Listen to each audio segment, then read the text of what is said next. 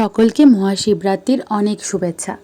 এই যে আমাদের বাড়ির পাশে যে পুজোটা হয় শ্মশানকালী পুজো, শিবরাত্রির পরের দিনকেই হয়। ছোট থেকে না এই পুজোটা নিয়ে মনের মধ্যে এক অন্য রকমেরই উৎসাহ।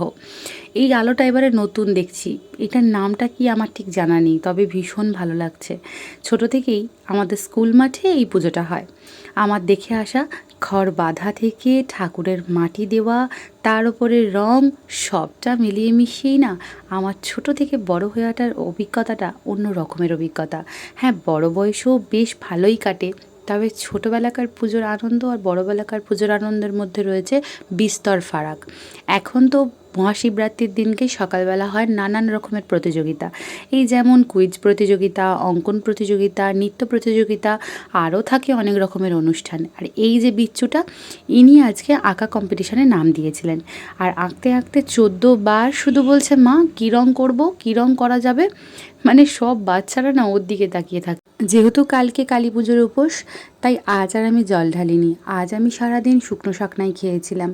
আর কালকে একদম সকাল সকাল জল ঢালবো।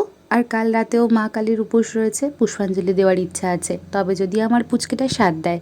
তাই সকালে মা আর আমি আজকে ডালিয়া খেয়েছিলাম, আর সাথে ছিল বেগুন ভাজা। তবে অতগুলো বেগুন দেখে ভেবো না জানো যে আমি একাই খেয়েছি, মা আর আমি দুজনে মিলে খেয়েছি। জানি ভাজাভুজি খাওয়া ঠিক নয়, তবে ওই এক আধ দিন ঠিক আছে, চলে যায়। আর সারা দুপুর আমার পুচকেটা আমার কোল থেকে তো নাবেইনি। এইভাবে আমার সারাটা দিন কেটেছে। আজ চলি তবে।